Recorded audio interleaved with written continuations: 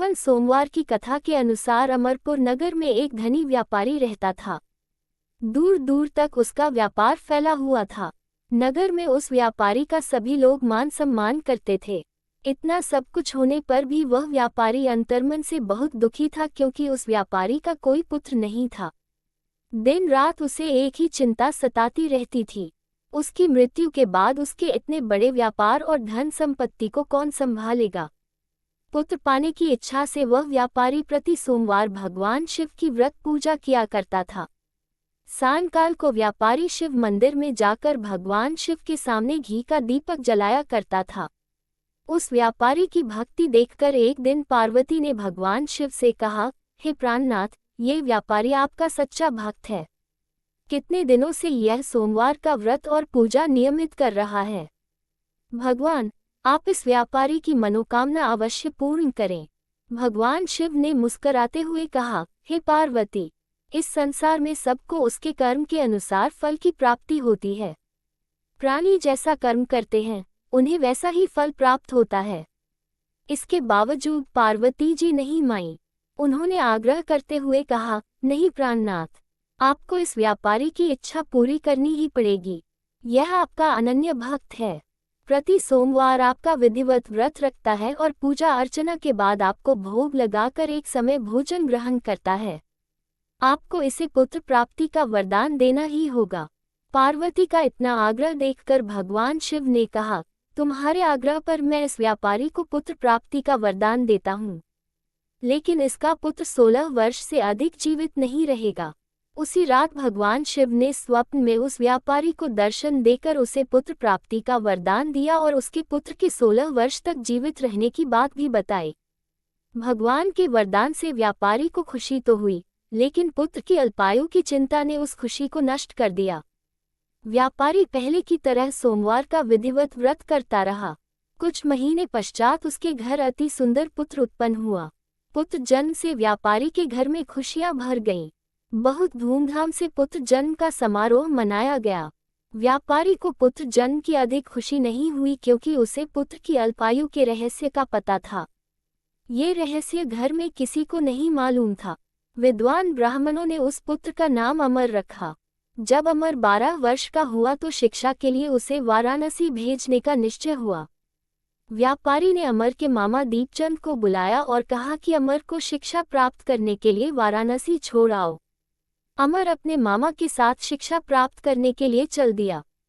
रास्ते में जहां भी अमर और दीपचंद रात्रि विश्राम के लिए ठहरते, वहीं यज्ञ करते और ब्राह्मणों को भोजन कराते थे। लंबी यात्रा के बाद अमर और दीपचंद एक नगर में पहुंचे। उस नगर के राजा की कन्या के विवाह की खुशी में पूरे नगर को सजाया गया था। निश्चित समय पर बारात आ गई, लेकिन वर का पिता अपने बेटे के एक आंख से काने होने के कारण बहुत चिंतित था।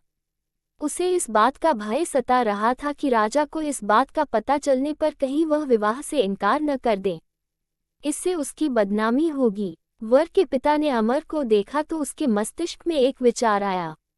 उसने सोचा, क्यों न इस लड़के को दूल्हा बनाकर राजकुमारी से विवाह करा दूं।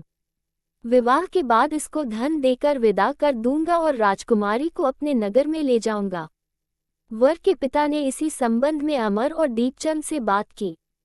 दीपचंद ने धन मिलने के लालच में वर के पिता की बात स्वीकार कर ली।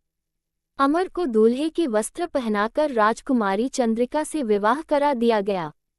राजा ने बहुत सा धन देकर राजकुमारी को विदा किया। अमर जब लौट रहा था तो सच नहीं छिपा सका और उसने राजकुमारी की ओढ़नी पर लिख दिया, राजकुमारी चंद्रिका, तुम्हारा विवाह तो मेरे साथ हुआ था, मैं तो वाराणसी में शिक्षा प्राप्त करने जा रहा हूँ। अब तुम्हें जिस नवयुवक की पत्नी बनना पड़ेगा, वह कान्हा है। जब राजकुमारी ने अपनी ओढ़नी पर लिखा हुआ पढ़ा तो उसने काने लड़के के साथ जाने से इनकार कर दिया। राजा ने सब बातें जानकर राजकुमारी को महल में रख लिया। उधर अमर अपने मामा दीपचंद के साथ वाराणसी पहुंच गया। अमर ने गुरुकुल में पढ़ना शुरू कर दिया। जब अमर की आयु 16 वर्ष पूरी हुई तो उसने एक यज्ञ किया। यज्ञ की समाप्ति पर ब्राह्मणों को भोजन कराया और खूब अन्न वस्त्र दान किए। रात को अमर अपने शयन कक्ष में सो गया। शिव के वरदान के अनुसार शयनावस्था में ही अमर के प्राण पखेरु उड़ गए। सूर्योदय पर मामा अमर को मृत देखकर रोने पीटने लगा। आसपास के लोग भी एकत्र होकर दुख प्रकट करने लगे। मामा के रोने, विलाप करने स्वर समीप से गुजरते हुए भगवान शिव और माता पार्वती ने भी सुने। पार्वती जी ने भगवान से कहा, प्राणनाथ, मुझसे इसके रोने के स्वर सहन नहीं हो रहे, आप इस व्यक्ति के कष्ट अवश्य दूर करें। भगवान शिव ने पार्वती जी के साथ अदृश्य रूप में समीप जाकर अमर को देखा तो पार्वती जी से बोले, पार्वती, ये तो उसी व्यापारी का पुत्र है। मैंने इसे 16 वर्ष की आयु का वरदान दिया था, इसकी आयु तो पूरी हो गई। पार्वती जी ने फिर भगवान शिव से निवेदन किया, हे प्राणनाथ, आप इस लड़के को जीवित करें, नहीं तो इसके माता पिता पुत्र की मृत्यु के कारण रो रो कर अपने प्राणों का त्याग कर देंगे। इस लड़के का पिता तो आपका परम भक्त है, वर्षों से सोमवार का व्रत करते हुए आपको भोग लगा रहा है। पार्वती के आग्रह करने पर भगवान शिव ने उस लड़के को जीवित होने का वरदान दिया और कुछ ही पल में वह जीवित होकर उठ बैठा। शिक्षा समाप्त करके अमर मामा के साथ अपने नगर की ओर चल दिया। दोनों चलते हुए उसी नगर में पहुंचे जहां अमर का विवाह हुआ था। राजा ने अमर को तुरंत पहचान लिया। यज्ञ समाप्त होने पर राजा अमर और उसके मामा को महल में ले गया और कुछ दिन उन्हें महल में रखकर बहुत सा धन वस्त्र देकर राजकुमारी के साथ विदा किया। रास्ते में सुरक्षा के लिए राजा ने बहुत से सैनिकों को भी साथ भेजा। दीपचंद ने नगर में पहुंचते ही एक दूत को घर भेजकर अपने आगमन की सूचना भेजी। अपने बेटे अमर के जीवित वापस लौटने की सूचना से व्यापारी बहुत प्रसन्न हुआ।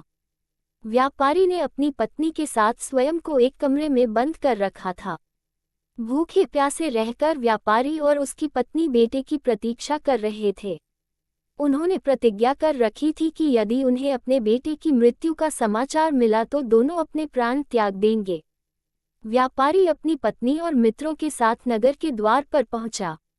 अपने बेटे के विवाह का समाचार सुनकर पुत्रवधू राजकुमारी चंद्रिका को देखकर उसकी खुशी का ठिकाना न रहा।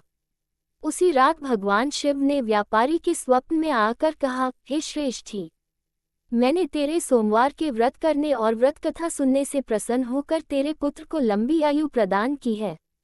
व्यापारी बहुत प्रसन्न हुआ। सोमवार का व्रत करने से व्यापारी के घर में खुशियां लौट आईं। शास्त्रों में लिखा है कि जो स्त्री पुरुष सोमवार का विधिवत व्रत करते और व्रत कथा सुनते हैं उनकी सभी इच्छाएं पूरी होती हैं। श्रावण